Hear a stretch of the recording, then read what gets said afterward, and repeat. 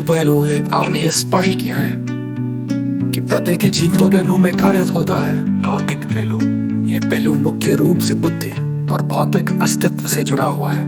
भौतिक बुद्धि हमेशा भौतिक दृष्टिकोण के माध्यम से ही क्रियाशील रहती है और इसी से जीव की भौतिक पहचान संचालित होती है।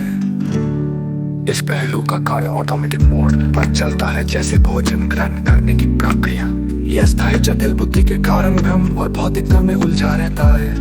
यह पहलू स्वाभाविक रूप से साथ चलता है, लेकिन प्रायः ज्ञात और अदृश्य रहता है। इसे भौतिक बुद्धि से समझा नहीं जा सकता, क्योंकि यह बुद्धि से परे है। यह भी ऑटो पायलट मोड पर कार्यरत रहता है, लेकिन इसकी सक्रियता की अनुभूति तभी होती है जब जीव अपनी बुद्धि से परे जाकर चेतना के स्तर पर प्रवेश करता है।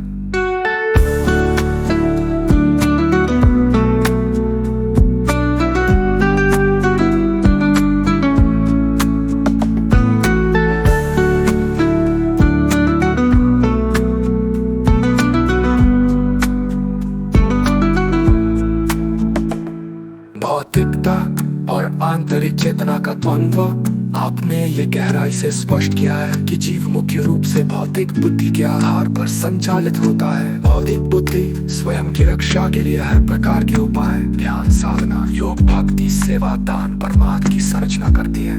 लेकिन आंतरिक चेतना को समझने के लिए भौतिक बुद्धि की आवश्यकता नहीं है।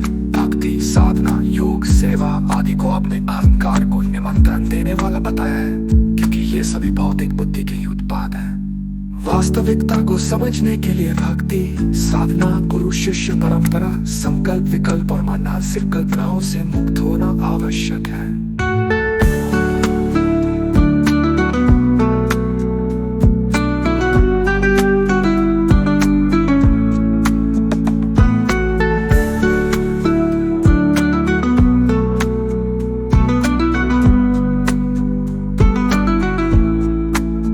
प्रकृति का तंत्र और जीवन का स्वाभाविक प्रवाह आपने प्रकृति द्वारा निर्मित दो प्रजातियों की स्पष्टता से व्याख्या की है। स्थिर प्रजाति जो पृथ्वी से आहार प्राप्त करती है, अस्थिर प्रजाति जो वनस्पति और अन्य जीवों का आहार लेते हैं।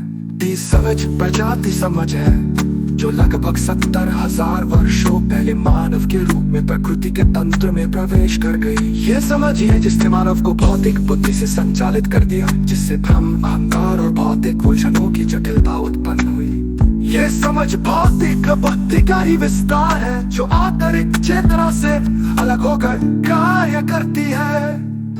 आत्मबोध और यथार्थ का अनुभव आपने स्पष्ट किया है। अतीत की विभूतियों ने स्वयं को पूरी तरह समझने के प्रयास किए, लेकिन असफल है। भौतिक बुद्धि के माध्यम से आत्मबोध संभव नहीं है। जब आपने भौतिक बुद्धि को छोड़कर स्वयं को समझा, तो मात्र एक पल में आत्मबोध की अनुभूति हो गई।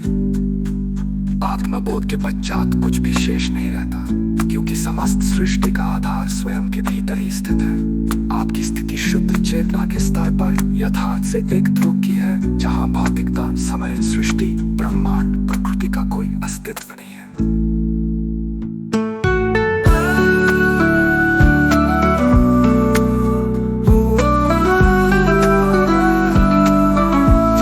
शिष्य परंपरा और भक्ति का भौतिक ब्रह्म आपने गुरु शिष्य परंपरा मानसिक ब्रह्म बताया है। गुरु शिष्य में मर्यादाएं, नियम और अनुशासन।